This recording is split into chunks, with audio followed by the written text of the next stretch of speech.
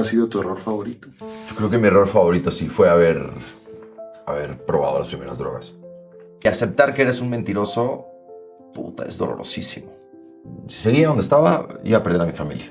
Iba a volver a caer en esto que yo no quería caer. Y en realidad ahí fue cuando me di cuenta que tenía un problema. ¿Cómo llegas a decir, yo no quiero perderme esto con mi hija, no quiero... ¿Cómo sucedió? Es el único, yo creo que, error de mi vida que no tendría arreglo. Sé que tengo una sola cosa clara en la vida, que es que cuando mis hijos estén grandes y yo me esté muriendo, que puedan ellos decir, puta, el viejo era un chingón.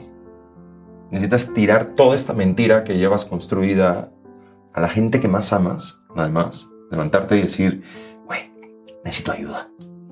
Tuve la gran suerte de tener a un ser humano al lado de un nivel brutal.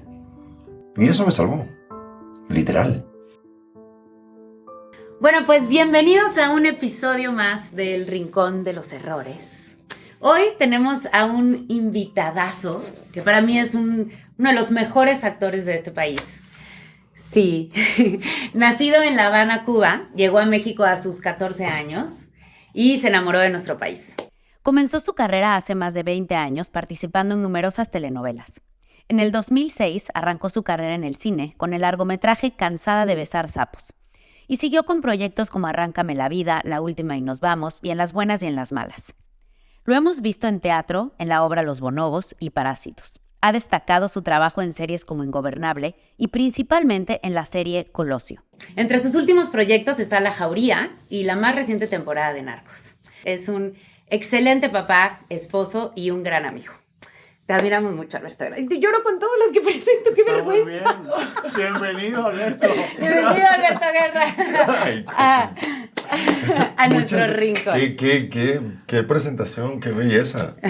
Bueno. Había que decir cosas. ¿Eh? Bienvenido al Rincón de los Errores, Alberto. Muchas gracias por invitarme.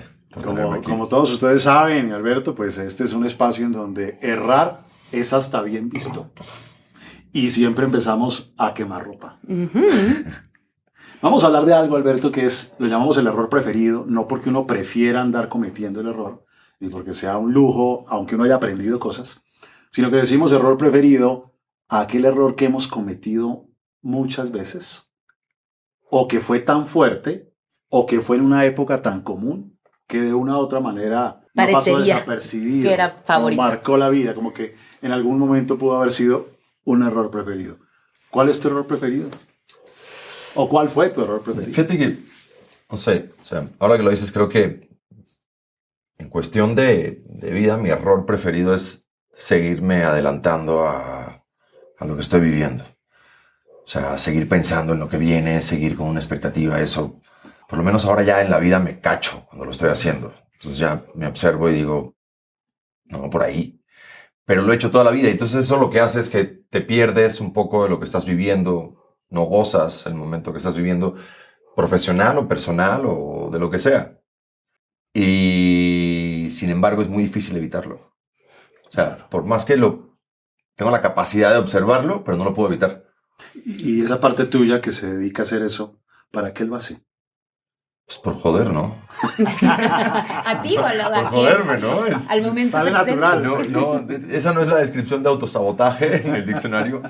No sé. ¿Qué buscará? ¿Qué busca? Esa es la parte, o sea, esta como falta de saciedad que es espantosa, que eres capaz de reconocer que tú tienes un logro, porque no es lo mismo, ¿no? Reconocerlo que disfrutarlo. Yo reconozco mis logros, pero entonces cuando lo logro estoy pensando en el que sigue. Repito, no nada más a nivel profesional, también a nivel personal. O sea, por decir un ejemplo, yo quería una mejor relación con mis hijos. No una mejor, una distinta forma de relacionarme con mis hijos chiquitos, no con la mayor. Y ya lo tengo. Y es un trabajo de cierto tiempo, ¿no? Y demás. Y entonces ahora ya está uno pensando en qué sigue en la relación, ¿no? Con los niños y demás. Ahora que tengan 15. En vez de, pues sí, o sea, Sí. Pensando en que se me están yendo como el agua, el tamaño, no sé. Igual con el trabajo. O sea, te pones una expectativa, la alcanzas, lo reconoces, y hay como una incapacidad a veces de disfrutarlo, incluso. Hay como una cosa de, pues eso, de estar pensando en lo que sigue.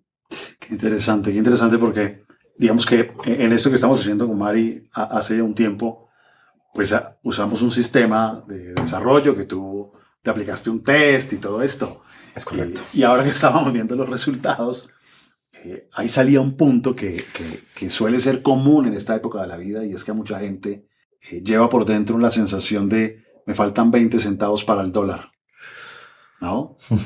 Como que sigue ahora y anticipan el futuro y como que son hombres y mujeres del mañana y el presente a veces como que se escurre entre los dedos. ¿Esto es algo viejo? ¿Es algo reciente? ¿Es algo que toda la vida ha estado ahí contigo? No, porque yo te puedo decir, por ejemplo, que yo en los 20 definitivamente si algo no estaba pensando era en mañana. O sea, yo en mis 20 no tenía las responsabilidades que tengo ahora, ni la estructura de vida que tengo ahora. Y las responsabilidades que tenía no las quería ver, entonces, literal. Sí las tenías, pero o sea, tenía otras, ¿no? Que no tengo ahora, pero esas que tenía tampoco las quería ver. Entonces, realmente, mira, yo creo que eso empezó en mi vida en el momento en el que hubo como claridad de qué es lo que quiero yo en la vida. Entonces yo empecé a tener claridad de qué era lo que quería. Qué era lo que quería con mi carrera, qué era lo que quería con mi vida.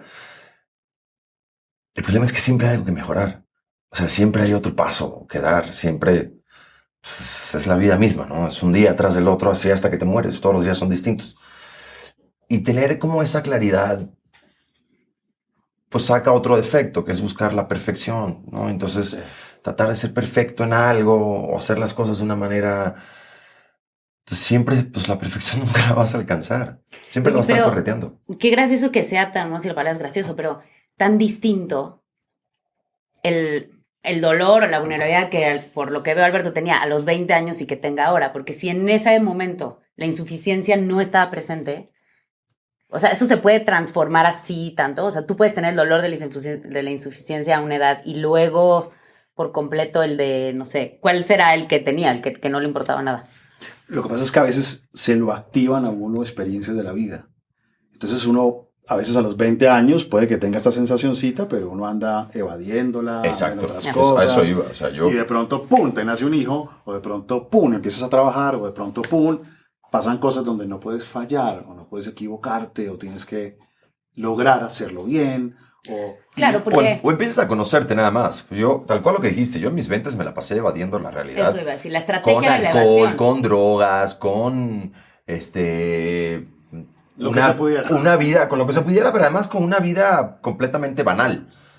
En muchos sentidos. Que ojo, la disfruté mucho en esa época. Y es una oración rara la que voy a decir, pero me hizo bien, ¿no? Porque pues, uno no es lo que es sin haber sido lo que fue. Y yo creo que el haber yo dejé por completo alcohol, drogas, todo tipo de estupefacientes, menos el café y el cigarro, porque es un estupefaciente. Y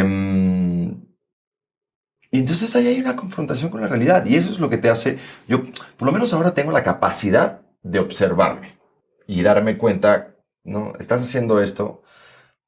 Darme cuenta cuando me estoy autoengañando, cuando estoy engañando a los de alrededor, cuando estoy haciendo un autosabotaje incluso, ¿no? Por lo menos lo observo. Hay veces que lo logro controlar, modificar, cambiar el rumbo. Hay veces que no y pues ya sin drogas y alcohol nada más lo que te queda es vivirlo. O sea, sigues haciendo cagadas. Pero las vives. Pero las ves.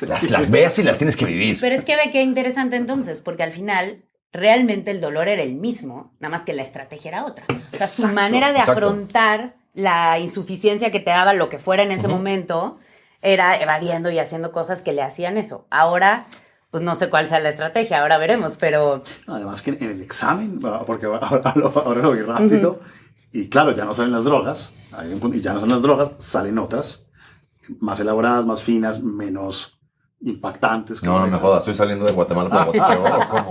No vas a tener de todos las... Okay. No, sí Oye. pasa eso, o sea, sí, o sea, justo eso que dices, de estos lugares que parecen pequeñeces en la vida y que uno luego no los quiere ver y no son pequeñeces, que cuestan. Seguro. Yo te escucho ahora decir esto de me hizo bien y sé que suena raro, pero lo entiendo perfectamente. En mi último libro yo hice una confesión de esas cuando con mi adicción a la cocaína hace muchos años y puse yo le debo mucho a la cocaína y Sí, no sabes lo que generó eso. Los que Es- lo entendieron bien y los que no lo entendieron. Claro. claro. Y es que claro, sí, yo también, o sea, yo le debo mucho a las drogas y... Porque además, mira, lo que me hizo a mí tratar de limpiarme me acabó llevando por un lugar inevitable, que era cómo llegué ahí, o sea, ¿por qué? Y seguramente yo a veces me pongo a pensar y digo, ok, si yo no hubiera caído en esta constante fiesta de décadas, hubiera encontrado otra manera de tapar. Sí, Seguro. por supuesto. Y si esa manera de taparlo hubiera sido legal y no me hubiera hecho tanto daño a mí, pues igual y todavía viviría con Probablemente. eso, ¿no? Que es un poco lo que hablamos, son esas estrategias que puede ser en mi caso la mía, a mí también me sale insuficiencia siempre altísima, a Gonzalo también le salía insuficiencia altísima. Es justa, o sea, mi manera es el control. O sea, viniste a embarrar al pobre Gonzalo aquí. También. Y a mi marido, y Gonzalo hacia también. todo le sale insuficiencia. ¿Qué le decía Jero? Digo, a Efren, yo siento que a todos, o bueno, no sé si nuestra generación, pero bueno, a mi mamá también, a todos nos sale la insuficiencia. O sea, todos crecemos, o estamos o crecimos un poco con esta sensación de querer más.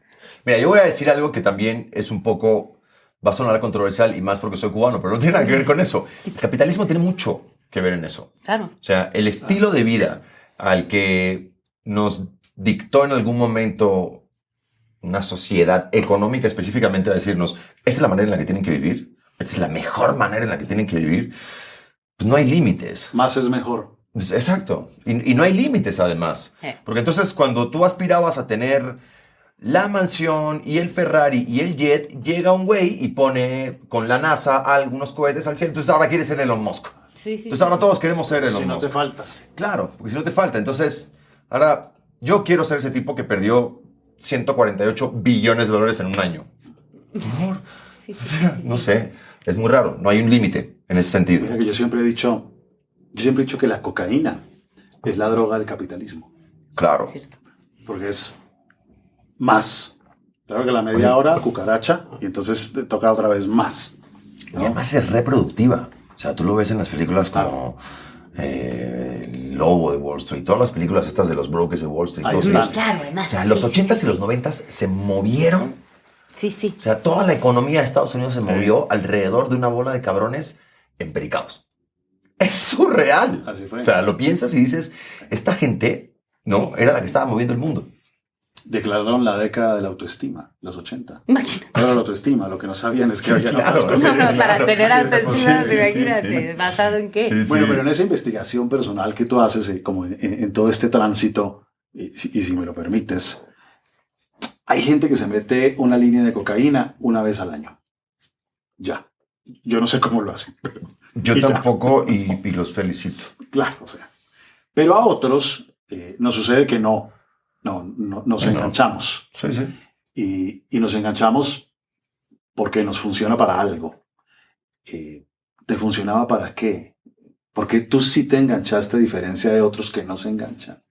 Mira, yo no creo que las drogas sean malas. Yo creo que las drogas no son para todos.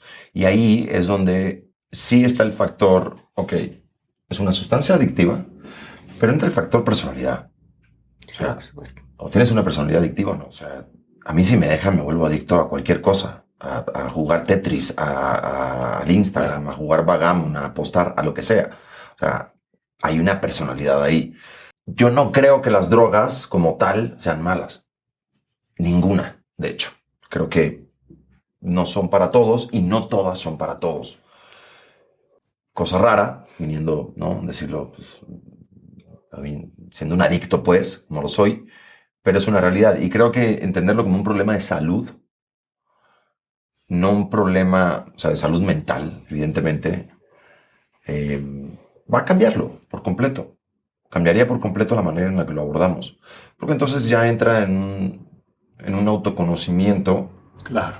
y poder entender, pues sí, o sea, a mí me encantaría ser ese güey que se toma Claro, una una cerveza y ya está. chela. O sea, Exacto. y yo sé que, por ejemplo, una chela igual me la tomo. El problema es que si yo sé que me tomo una chela y después quiero la segunda, me voy a seguir. Pero si me tomo una chela e incluso la aguanto, al otro día voy a tener el valor para decir, Ya ¿cómo? puedo Ya con puedo. una. Ya Una. pude. Claro. Entonces ahora, ¿por qué no voy a poder con dos? Y así. Entonces, nada, es una cuestión también de conocerse. Que eso, yo no, bueno, tú eres el experto en eso, pero la mayoría de la gente que, no sé si se declara o asumen que son adictos, por esa razón, por Reconoces. esa personalidad adictiva, tienen que parar. O sea, no hay una. Hay casos atípicos. Casos atípicos que reducen su consumo. Ya. Hay casos atípicos que cambian una sustancia por otra. Pero hay algunas personas que son un grueso importante Que no se puede. que el riesgo es tan alto Claro. que es una tontada intentar probar que son una excepción a la regla. Ya. ¿No? Es muy riesgoso. Y las personalidades adictivas, o sea, eso, la pregunta del millón, eso se nace, se hereda, se va construyendo, o sea, es como la Ajá. personalidad, tiene que ver como... Yo lo sigo trabajando con mi psicóloga. ¿Qué piensan Nací, los dos? lo heredé, lo adquirí. ¿cómo Piens- fue? Pero Quiero bueno. saber la respuesta de los dos, que los dos... No, Han pasado por cuando hay sensibilidad biológica, hay gente que tiene una sensibilidad biológica. Ujú. Pero hay gente que tiene una sensibilidad biológica y también tiene una personalidad que al entrar en contacto se engancha. O sea, yo me metí una línea y a partir de ese día duré un año metiendo líneas todos los días. Después le bajé a 3 Y era el veces a la primero de semana. la clase y tenía Y era 12 sí, años. número 1. ¿No? Pero fue de inmediato. Mientras otros amigos míos todavía hoy en día Lo siguen. consumen una línea el 31 de diciembre. Claro. Y no se engancharon nunca. ¿No? Pero quien se engancha generalmente tiene una susceptibilidad. Que es una Con el mezcla. caso específico de la cocaína, por ejemplo, yo sí creo que es justo la gente que se puede meter una línea un 31 de diciembre, sí son la excepción de la regla. Total. O sea, hay drogas menos adictivas Claro, también claro. que otras, Claro. ¿no? Y hay otras en las que o sea, el alcohol, por ejemplo, el 90% de la gente que es alcohólica no lo reconoce y no lo va a reconocer nunca. Porque Sí, pues está más normal, ¿no? es legal, está normalizado, Sí. no tiene, ¿no? O sea, es como ¿Qué me el estás tabaquismo. Y hasta lo queriendo aplauden. decir? No, nada. Nada, que no hayamos hablado los 31 de diciembre, cuñis. Y yo creo que es Oye. muy buen momento para ver qué le arde a Alberto. Tal cual. Iba para allá. Perfecto. Tengo miedo. Cuando uno tiene cierta sensibilidad, y ya no hablando de las drogas, sino cierta sensibilidad a esto de me faltan 20 centavos para el dólar, por ejemplo, hay cosas que a uno le molestan más que a otras personas. Y cada quien tiene sus sensibilidades distintas. Hay personas, por ejemplo, que la ineficiencia de alguien que hace que tú pierdas tu tiempo, o la ineficiencia de alguien que hace que tus metas queden en entredicho por la torpeza de alguien, eso los altera un montón y a otros no les importa, ¿Estás hablando de mí? casualmente. No, estaba hablando de mí. Qué raro. De los Es dos. que yo tengo Está hablando de sí. Y el tiempo. O hay gente O que sea, mientras hablaba, además me venía todas las preguntas del test. test y decía, sí, Sí. está hablando de mí. Sí, sí, sí. Contesté sí. Sí, me molesta, sí. Sí. Un tanto desde ahí, ¿qué te arde a ti? ¿Qué te fastidia? Tal cual lo que acabas de decir, pero te voy a ser honesto. Hay algo de incongruencia también en ese fastidio que tengo yo.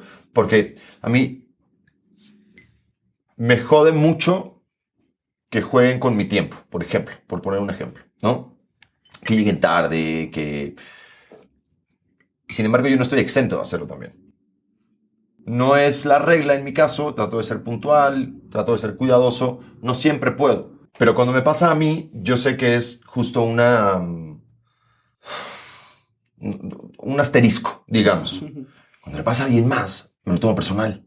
Cuando alguien más me lo hace, que puede ser también un asterisco en su vida. Puede ser que Sí. justo yo haya caído el día que Te tocaba. de verdad, o sea, no es una persona que llegue tarde a todo. Llegó tarde conmigo ese día. Tuve la mala suerte. Y sin embargo me lo tomo personal. Entonces, ahí hay una incongruencia de mi parte, un poco. Y sí, algo que me jode muchísimo es que mis metas o que mis propósitos o que mi trabajo se vea en entredicho por culpa de alguien más. Pero eso es más profundo que el entredicho. O sea, eso es la capacidad de confiar en los demás y la capacidad de poder estar también pues, susceptible a... Pues no eres tú solo contra el mundo, ¿no? O sea, necesitas del mundo también, ¿sabes? Y pues, a estas alturas de la vida creo que voy a estar trabajándolo hasta el día que me muera. Pues eso dice él, porque a mí me volvió a salir lo mismo. Te digo que cuando empecé terapia y ahora que lo hice, el test, digo, ¿pero cómo? Entonces me salió lo mismo, o sea, no. Pero bueno, me explicaste algo, que era que, o sea, ese dolor, o sea, que justo es lo que íbamos, el dolor de la insuficiencia, por ejemplo, en tu caso, desde niño hasta ahora va a seguir. Lo que pasa es que Efraín explica una cosa que a mí me encanta, que él decía que si tu herida es de este tamaño, pues obviamente te van a entrar. El chiste cuando uno va trabajando y se va conociendo es que va haciendo la herida un poquito más chiquita. Entonces puede ser que, pues, Surya le dé claro. ahí, Alguien ¿no? que te conoce O muy bien. Alguien te conoce muy bien. Francotirador. Claro, pero te va a arder menos que cuando... Yo cuando lo conocí... Sin que el enemigo lo tienes en casa. Lo tenía por todos lados, o sea... ¿No? Te hacen No, así, y yo, te arden mira, todo. yo creo algo, o sea, no lo pensaba en esta metáfora que dices tú, ¿no? El tamaño de la herida, pero sí creo algo que es, hay ciertas cosas, o supongo más bien que hay ciertas cosas en mí que yo no voy a poder cambiar, pero las puedo observar y las puedo tratar de controlar cuando las vea, o tratar de cambiar el curso, lo que yo te decía hace rato, ¿no? Como de, ok, me está sucediendo esto. Evidentemente, por más que lo venga trabajando, lo que sea, me vuelve a suceder. A lo mejor antes me pasaba durante un periodo más largo de tiempo, ahora ya cada vez es menos. Entonces, la capacidad de autoobservarse, que es... Porque observarse es... Sí. O sea, observarse honestamente es ver, sí, tus aciertos y ay, qué bonito y lo que tú quieras, pero No, Y lo aceptarse otro. es cabrón. ver todo lo otro, o sea... Sí. Aceptarse Entonces, es cuando cabrón. logras observarte, por lo menos, aunque no te caigas muy bien, pero darte cuenta, Sí. me caga hacer esto, cabrón, deja de hacerlo. No lo puedo dejar de hacer, pero bueno, ya por lo menos lo vi, entonces lo... Y luego cuesta mucho aceptar cosas como, a mí me pasa, porque me salen luego en los test esas cosas como de, ¿cómo lo digo que no se oiga? Bueno, ¿cómo es? O sea, por ejemplo, en el test tú preguntas mucho como que te traten como una persona de segunda categoría. No es que uno se sienta más o menos, sino aceptar que hay cosas tan estúpidas que en serio a ti tan vanidosas o tan que te pueden doler a ti, que eres una persona que tú crees que has trabajado, que eres inteligente, que no sé qué. Y aceptarlo, o sea, a mí me ha costado mucho pensar como, ¿en Claro, serio porque tú hice lo- eso porque eso es Tú lo que lo me ves a la importa? distancia y te parece una bobada, te parece absurdo. Entonces, pero, Absurdo. ¿por qué me molesta que llegue 5 minutos tarde? O sea, ¿esto qué? Si puede ser que se le enfermó el hijo, si puede ser que... Pero el problema está en las tripas, en el estómago. Es una cosa ahí más visceral, aunque uno lo entienda, ¿no? Es acá. Es aquí, Sí. aquí. ¿Cómo se dio este proceso de llegar ahí? Es decir, ¿cómo te convertiste en alguien, por decirlo así, con esa intolerancia? ¿O esto es desde niño? No creo que, digo, si venía desde niño no tenía mucha conciencia de eso, pero yo creo que viene un poco de lo que te decía hace rato, de esta búsqueda de algo específico en mi vida, de lo que yo quiero. Entonces, todo lo que salga mal en el camino, pues digamos que se interpone en mi búsqueda de la perfección, ¿no? Sí. Y la edad no ayuda, mano. Yo creo que hay un punto en el que, no sé, mira, yo ayer estaba pensando en cuestión del tiempo. No es lo mismo tener un error que por un ejemplo, que te ponga en pausa tu carrera 6 meses a los 26 que a los 40, ¿no? Totalmente. O sea, cuando sucede algo que no te permite trabajar durante 6 meses y que ni siquiera fue tu culpa, es mucho más complejo asimilarlo que a los 26, porque pues, a los 26 agarras el dinero que tienes ahorrado, subes un avión, te vas y dices, bueno, ya luego regreso Claro. a este desmadre, ¿no? Ahora no, entonces cualquier cosa que haga que la maquinaria imaginaria, Sí. o como decía Gandhi, la máquina de coser, ¿no? Que es la máquina perfecta, se detenga tantito o se desbalancee, pues lo resientes más. ¿Y es porque percibes que hay más cosas en juego o que el tiempo se agota para alcanzar los proyectos? Las dos cosas. O sea, cada día tienes más en juego. Mientras más tienes, y no me refiero solo a cosas materiales, más tienes que perder también. Claro. Es así. Claro. Entonces, Es más alto el precio. es más alto el precio de todo. Y tú, hablando de eso, la decisión, por ejemplo, de dejar de tomar y de todo eso, ¿también tiene que ver con eso? O sea, ¿fue más valioso lo que ibas a perder que lo que te estaba dando eso? Ese fue el detonante. Yo sí creo que todos necesitamos, los que pasamos por esto, necesitamos un detonante. Mi detonante sí fue tal cual ese. Mi mujer, mis hijos, tu hermana, tus sobrinos, bueno, tu sobrina. Era Lua en ese momento nada más. Yo tengo una hija mayor que ya tiene 21 años. Yo me separé de su madre cuando la madre tenía, no sé, 2, 3 años. Y lo único que yo tenía claro en la vida, hasta antes de tener a Lua, era que yo no quería volver a pasar por ese proceso de ser papá a la distancia. Y el detonante fue ese tal cual, que yo iba a perder, o sea, si seguía donde estaba, iba a perder a mi familia. Iba a volver a caer en esto que yo no quería caer. Después de eso, tienes que trabajar en las razones reales, ¿no? Porque Sí, si no se vuelve algo externo. además le estás colocando toda la responsabilidad a algo que ni siquiera está en ti, que siga. O sea, Que te ayuda al principio. entonces, eso me ayudó a agarrarme de ahí, pero ahí empieza la chamba, ahí empieza pues, la revisión y confrontarte y darte cuenta de realmente por qué sí necesitas. ¿Y cómo lo descubres o lo aceptas? Es decir, porque uno puede sacar excusas, posponerlo, tratar de distraerse y no verlo, pero llega un momento en el que no puedes decirte más mentiras. ¿Cómo llegas a decir, yo no quiero perderme esto con mi hija, no quiero... ¿Cómo sucedió? Yo fui durante muchos años un adicto funcional. Sí. Yo trabajaba, me iba muy bien, la gente cercana a mí No no teníamos sabía, idea, ¿eh? no sabía que yo tenía un problema como tal, ¿no? Pues salgo de fiesta, tomo unos alcoholes como todo el mundo. Y yo creo que han de haber sido los últimos 2 años de mi adicción, ¿cómo se dice? Activa. Uh-huh. Ya no estaba en ese lugar, ya no era funcional. Ya me estaba pasando una factura que antes no me estaba pasando. Por poner un ejemplo muy claro, las crudas. Yo, de no tener cruda ninguna, empecé a levantarme a la 1 de la tarde. Pero pues ese levantarme a la 1 de la tarde ya me provocaba pues, un problema, porque entonces pues, ya había una niña a la que había que cuidar, éramos una familia. Es muy extraño, ¿no? Es un güey tirado en la cama y hasta la 1 de la tarde dormido cuando hay tantas responsabilidades. Entonces ya empezaba a provocar que el status quo en el que yo vivía ya se viera afectado. O sea, ahí me di cuenta. Empecé. Y en realidad ahí fue cuando me di cuenta que tenía un problema.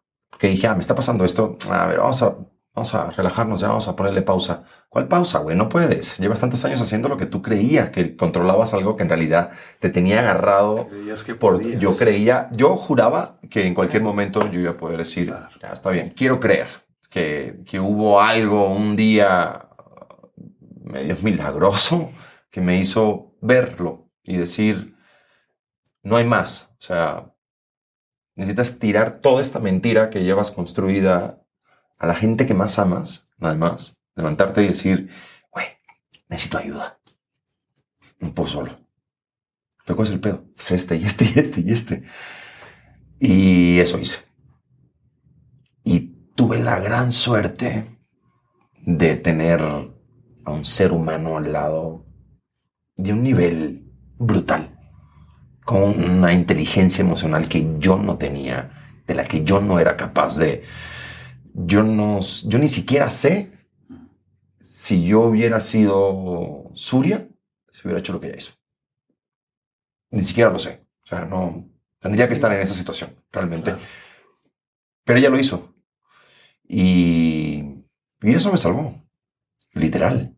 Eso me salvó. No, o sea, no sé de qué me salvó, pero por lo menos de perder lo que no quería perder. Claro. Me salvó. Y ya después hubo algo como de, órale, ahí está el anzuelo, pero pues tú jala, güey. Y tú empiezas a chambear y hasta que saques ese animalote del agua pues, con el que estás peleando, ¿no? Qué punto de quiebre. Es como una fractura, ¿no? Sí. Un momento ahí.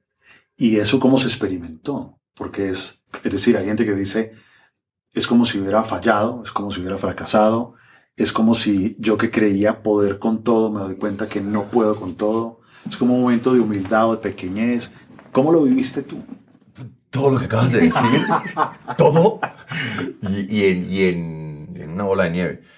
Yo creo que el mayor golpe que tuve al principio al ego fue el tener que abrir que eres un mentiroso. Ya. Claro. Aceptar que eres un mentiroso, puta, está cabrón, ¿no? Porque todos vamos por la vida y jugamos y si lo ves hoy en Instagram está lleno de mensajes, O sea, buenas de personas, mensajes todos, de buenas personas, sí, o sea, claro, la sí. honestidad, ¿no? Ante La todo. verdad. Y aceptar que eres un mentiroso, puta, es dolorosísimo. Después de eso vienen más cosas, que es el enojo. O sea, ¿por qué yo no puedo ser ese güey que se toma un pinche whisky tan tranquilo y ya? ¿No? Entonces me enojaba con eso. ¿Por qué yo no puedo? Y todo eso empieza pues, poco a poco a pasar. O sea, sí hay que trabajar, pero el tiempo es el mejor aliado. Yo probé varias cosas entre... fui a AA, fui a otras reuniones, probé a ver qué me funcionaba. Creo que la autoexploración de la sensibilidad o de la inteligencia emocional pues, te hace colocarte, ¿no? En tu lugar. Tú sabrás o me dirás, güey, estás bien pendejo y vas mal. Pero yo me di cuenta que no hay un método como tal que me funcione a mí. Yo hoy por hoy me agarro de ciertos elementos, trabajo con ellos, no sé si el día de mañana me van a seguir ayudando esos elementos y encontraré otros, ¿no?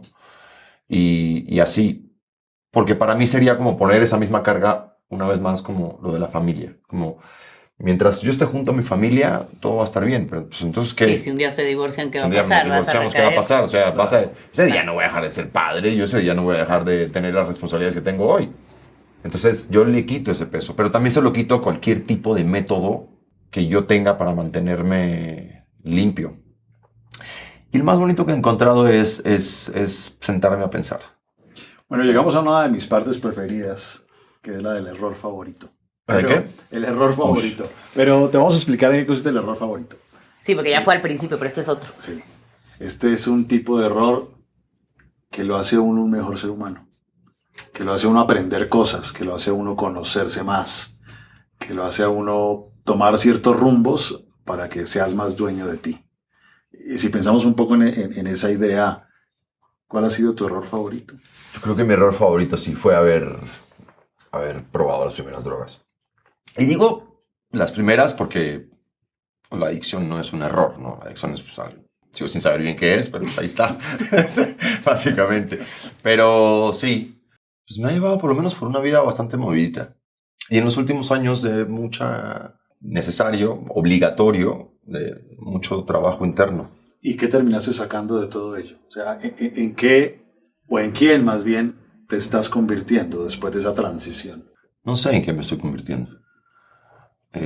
A diferencia de ciertos momentos donde creía que controlaba todo en mi vida, cómo me sentía y todo lo escondía y lo metía abajo de la alfombra, sé que tengo una sola cosa clara en la vida, que es que cuando mis hijos estén grandes y yo me esté muriendo, que puedan ellos decir, puta, el viejo era un chingón. Eso es lo único que me importa. No tengo ni idea de cómo llegar a eso. Vas caminando. No hay de otra. ¿Y qué estás viendo por ese camino? Porque antes mirabas hacia otro lado. Ahora estás viendo otras cosas. Y vas caminando hacia un punto de llegada. ¿Qué estás empezando a ver? ¿Qué estás descubriendo ahora que no estás focalizado en la rumba y en la fiesta? Son muchos factores. Yo creo que de entrada, yo tengo 40 años y soy como hijo o producto de la relación de una generación que nos dejaron un chingo de pedos, cabrón. O sea, en mi caso, que además vengo de pues de una generación con un papá dedicado a la Revolución Cubana, ya al mundo intelectual, ya como un montón de cosas que eran más importantes que la familia. Pero así, pues todos, hace rato hablábamos de Wall Street, por ejemplo, ¿no? Entonces, pues todo aquel que nació en los 80s es hijo de papás que tenían un drive en la vida, ¿no? Sí. Y romper con eso es cabrón. Romper con todos esos patrones, con una forma de relacionarse padre-hijo completamente alejada hasta que ya tengas cierta edad para poder tener un entendimiento intelectual. O sea, eso es muy cabrón, por ejemplo, de ser papá. Y la gente no lo piensa. No es fácil hablar con un niño de 2, 3 años, 4 años, 5 años, 6 años. No estamos al mismo nivel intelectual, ni emocional, es muy complicado. Entonces, hay muchos padres que se lo ahorran, que se lo evitan. Claro. Se lo evitan hasta que sus hijos ya tienen 20, 21 años, entonces ya tienen una capacidad de entablar una conversación y ya podemos empezar a hablar de la vida. Se presentan. Entonces ahora te doy los consejos que te van a servir para el resto de tu vida. Dice, no, güey, eso venía desde los 3 años, ¿no? Y los 4, y los 5, y los 6. Hay que estar ahí. Y eso es cabrón. Ese es por ahora el método que estoy usando para que intentar que cuando yo tenga 90 años mis hijos digan, pues el viejo era un chido. Oye, y me da curiosidad porque además creo que Surya y tú eso lo hacen de verdad muy bien y es algo que yo siempre he admirado de Surya y de la familia que tienen ustedes dos. Justo hablando de esa generación del Wall Street que todo era el trabajo y era lo que importaba. ¿Cómo ahora las nuevas... ¿Puedo seguir diciendo que somos nuevas generaciones? No, ya no. Pero bueno, no, claro nosotros las medio nuevas generaciones. ¿Cómo hacer para hacer ese balance? Los nuevos adultos. Los nuevos adultos, sí, claro. ¿Cómo hacen? ¿O cuál es el secreto o lo que ustedes hacen para justo tener ese balance que la familia, pero también los dos profesionalmente, cada vez les va mejor? ¿Cómo está eso? Lidial. Es el rincón de los errores. Yo creo que tal cual lidiar con lo que decía Efraín hace rato. Más es mejor. Y es complejo, ¿no? Porque si te va bien y te ofrecen más cosas, empezar a decir que no es una chamba compleja. Y más en una profesión como la nuestra, que tú sabes muy bien que el 5% de los actores graduados o no graduados, de los que se consideran actores, trabajan. El otro 95%, nadie nunca supo de ellos. Uh-huh. Entonces, realmente somos muy afortunados por muchas razones. No estoy demeritando ni el talento ni nada, pero bueno, somos muy afortunados de estar trabajando y entonces cuesta decir no, priorizar. Decir, bueno, o sea, sí, si lo hago y hago este tercer proyecto en el año, pues voy a tener más de esto, más del otro. Pero luego no pensamos qué es lo que voy a tener menos. Lo que voy a tener menos es menos tiempo con... Y ahí vamos, y es una chamba. Nosotros hemos intentado, nos propusimos algo que sabemos que no siempre vamos a lograrlo. Uh-huh. Pero por lo menos lo intentamos todo el tiempo. Que es poder tener uno de los dos una carga menor de trabajo al tiempo. Y nos ha ido funcionando. Ahí también juega la suerte, ¿no? Porque pues, nos ha pasado que a mí cuando me ofrecen algo a lo que no le puedo decir que no, Surya está ahí, ahora, ¿no? Pero eso, bajarle un poco a las expectativas de lo que puedes ganar, de lo material. Y no solo de lo material, el prestigio también es algo que, claro, puta, cuesta. O sea, y lo de la edad que hablábamos hace rato, sí. También siente uno que cada vez se va haciendo más grande y tienes menos tiempo, ¿no? De hacer. Sí. A mí me pasa eso. Yo cada vez siento que, yo que quiero ser mamá, pero entonces ya no voy a actuar, pero entonces voy a perder tiempo de todo. Sí. Y elegir, pues cada vez me quedan menos. O sea, 20 años me quedan. El ego en ese sentido juega duro, gente, porque sí. Si tú en tu cabeza te propones ser el mejor actor posible, ¿qué puta significa eso, güey? ¿Cómo eres el mejor actor posible? Bueno, entonces a lo mejor yo creo que escogiendo los mejores proyectos, ¿no?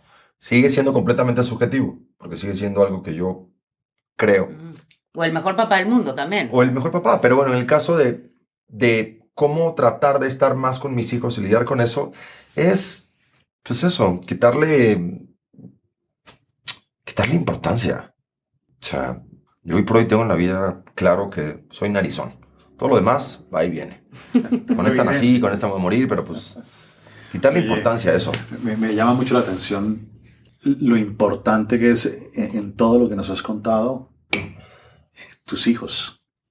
Sí. Es decir, algo vengo a trabajar en esta vida, mano. Porque además te escucho por otro lado y no es que hayas contado con el ejemplo de papá entregado, no. Sin embargo, cuando dices, es muy raro que lo vean uno acostado hasta la 1 de la tarde en una cruda en la cama, eso es muy raro. Claro, estás pensando en alguien que te ve y son unos hijos. Sí. Y yo no quiero que, y son unos hijos. Y lo que yo sí quiero es que cuando llegue el fin de los días, mis hijos digan, mi papá era un chingón. Pero tú no viste eso. O sea, esto es algo propio, es algo tuyo. Algo que te conectó al punto que inicias a dejar drogas por eso. Uh-huh. Y negocias el ego para sacar tiempo. Y negocias dinero y prestigio y lo repartes con una mujer exitosa que tienes al lado. Porque ahí hay algo importante. Sí. Y ahí te mantienes firme. ¿Cómo es eso? ¿Cómo se experimenta esa conexión? ¿Qué significa para ti eso que te conecta tanto? Es el único, yo creo que, error de mi vida que no tendría arreglo. Yo he puesto en una balanza muchas cosas. Yo tengo 2 manos, tengo 2 pies. Yo, pasado mañana, no sé, desaparecen todas las cámaras del mundo y todos los escenarios y ya, nadie va a ser actor. No sé, me pongo a trabajar de carpintero, lo que sea. Si pierdo mi carrera por alguna razón, puedo hacer otra cosa. Por experiencia propia te puedo decir que esa es una relación en una cuerda muy floja todo el tiempo. Y si la cagas de una manera grande, o sea, no es un error de un día.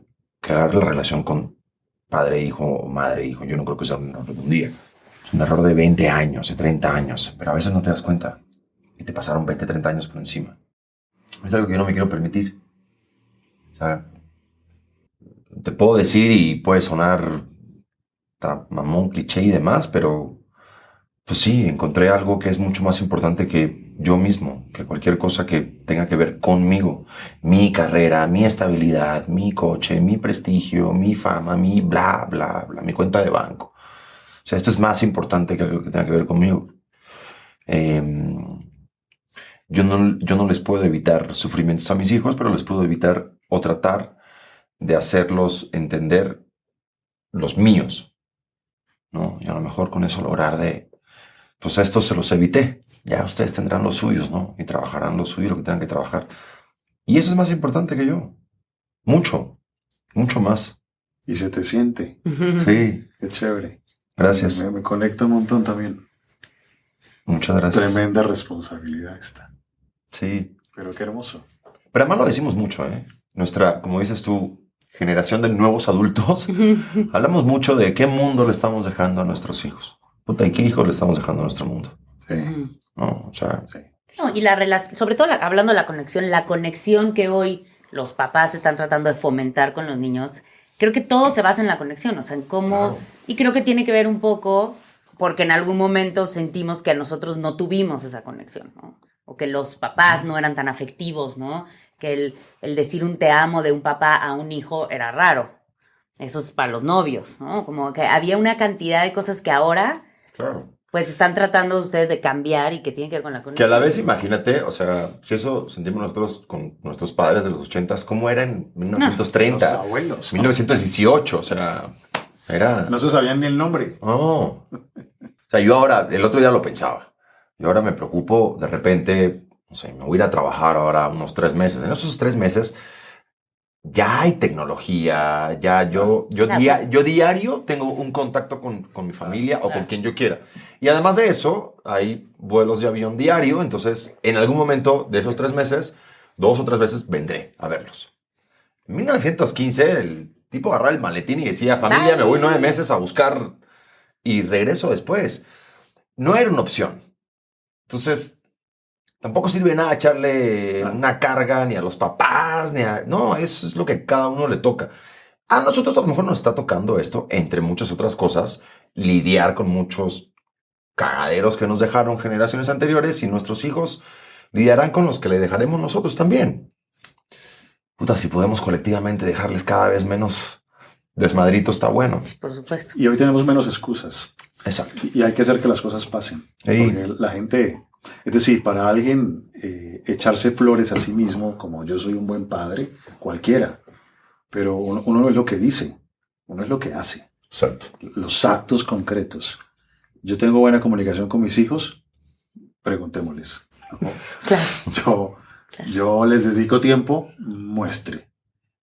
Claro. Y eso es lo que marca la diferencia. Sí. Bueno, ahora Uy. vamos a entrar a nuestra última sección, que es la terapia. Yo sé que la terapia es algo muy personal, no creas que... Puta, más llevo que 45 minutos siendo terapia. así? ¿Cómo que apenas vamos a entrar? No, pero la intención... Me estoy aguantando las lágrimas de hace media hora. La intención de esto es un principio y con lo que yo quería compartir este espacio con Efren, como para regalarles un poquito de su sabiduría y lo que él ha cambiado mi vida, la verdad, porque le ha cambiado.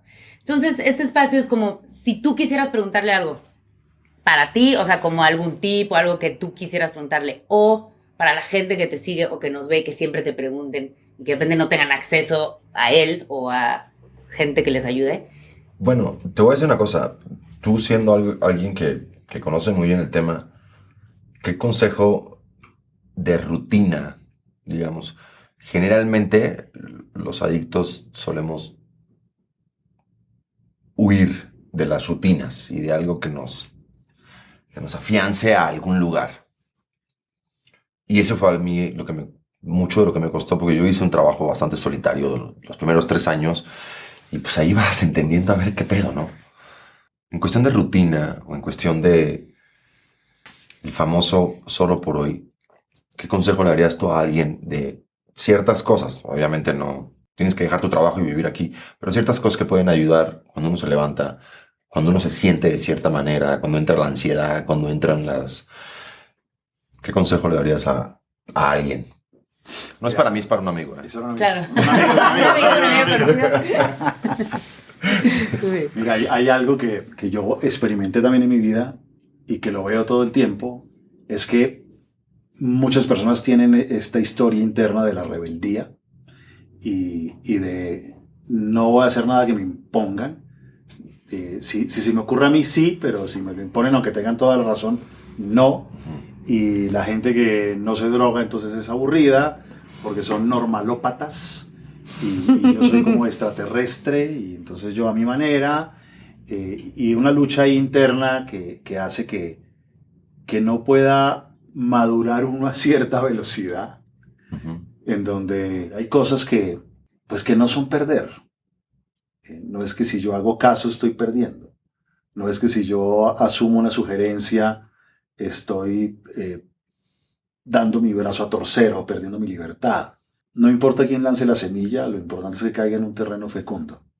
Y a veces la esposa de uno le dice algo a uno, que en un análisis uno dice, tiene toda la razón, pero no. ¿No? Y van pasando los años y no, no. Y entonces te dicen, oye, no comas tanto azúcar. Déjame ser. Pero tiene toda la razón. Claro. Comer tanto azúcar. Entonces creo que el trabajo de esa rebeldía va a permitir que uno pueda asumir una vida, entre comillas, más normal. La gente que hace ejercicio, la gente que hace yoga, la gente que se alimenta mejor, la gente que tiene alguna práctica espiritual, así sea a la misma hora todos los días, eso no quiere decir que la vida se volvió una desgracia o que... Nada. Y creo que ese es un foco, es como un paso después de dejar las drogas, después de todas esas peleas, después del manejo interno, llega un momento, a veces unos años después, en los que hay que subir otro escalón. Y para eso se requiere algo que la verdad yo me quedo con esa sensación, y es que yo te escucho, y aunque sé que siempre nos va a faltar, yo escucho el regalo de la humildad que la cocaína le da a uno. El regalo de la humildad Ojo, los que no sean humildes no es que pongan a meter cocaína, no tiene que ver con eso. Sino que hay cosas Ay, que yo soy pasan. un poco soberbio, a ver. Bueno, Mi marido es soberbio, vamos a Sí, ver. exacto. No. Viejo, tengo la solución. No va por ahí. Pero sí, yo te escucho y digo, claro, por eso me quedó, como que me ericé cuando dijiste aceptar que uno es un mentiroso. Y yo sé que mucha gente que está escuchando, con adicciones o sin adicciones, porque mentirosos hay un jurgo, Sí. van a decir, Sí. yo también soy un mentiroso. Qué bueno uno quitarse esa carga a los 40, a los 30, a los 50 y decir, sí, esta es mi máscara. Qué alivio. Esa fue tal cual. La libertad. La libertad. Eso sí es libertad. Sí. Yo me siento más libre de eso que de cualquier sustancia. Es una cosa, o sea, esa paz de... Porque aparte ahí ya entra otra cosa también, que es, llega el punto en el que puedes afrontar las discusiones de una manera mucho más tranquila. Yo estoy diciendo la verdad. Tú tienes todo el derecho y decides creerme o no. Hay veces que la verdad suena rara, hay veces que suena... Pero es la verdad. La verdad, hay muchas cosas. Y tener esa tranquilidad, pues, yo ya no... O sea, ojo, no significa no tener ciertas cosas que son de uno, que uno se guarda para uno. No. No, que te va a Ustedes seguir saben lo que ardiendo están el mintiendo. cosito. Ustedes ahí saben, cada uno sabe. lo que Dejen de acomodar realmente- su cabeza, todos saben que están mintiendo. Todos saben en lo que realmente hay algo en lo que cuando uno se miente a sí mismo o al otro. Quiero nada más una pregunta sobre eso porque siento que la ansiedad se quita algún día. Sí. La ansiedad se disminuye un montón. Exacto, el cigarro, Sí. pero sí. No, se disminuye un montón. Sí. No solamente cuando dejas drogas y pasa un tiempo, sino que tú puedes hacer muchas cosas para que la ansiedad cada vez esté más ¿Qué baja. tipo de cosas? Da unas así tips rápidos como para Por la ejemplo, gente. unas para Alberto, como no tomar tanto café, como dejar el cigarrillo. Pero es que vamos es por pasos. Vamos por pasos, hombre. No, el ejercicio cardiovascular, el yoga, la meditación, el mindfulness, el estiramiento, hacer ejercicios de conciencia plena para vivir el presente, trabajar los jueces internos que hacen que uno se vaya para el futuro, y el futuro genera mucha ansiedad. Entonces cada vez va uno como subiendo más escalones y la ansiedad igual se va a presentar un día. Se enferma el hijo de uno y no tiene ansiedad. Pueda quedar en tal proyecto y no tiene ansiedad. Pero eso es una ansiedad normal y sana. Claro. Algo que está siendo amenazado y que es valioso te produce ansiedad. Pero ya no es esta ansiedad que lo enferma a uno, ¿no? Alberto, muchas gracias. No, gracias a ustedes. Gracias, Qué buen Cuñiz. espacio. Fue, bueno, ojalá lo hayas disfrutado, te hayas Lo sentido disfruté cómodo. mucho. Muchas gracias por compartir y bienvenido a nuestro rincón. Oigan, gracias por Errores. invitarme. Mucha mierda, como decimos. Gracias. Mucha suerte. Que tengan una gran temporada, que sea la primera de muchas. Gracias. Y nada, yo nada más estoy esperando que digan corte para irme llorando en mi coche hasta Sí. mi casa. Así terminamos con... Gracias. Muy bien.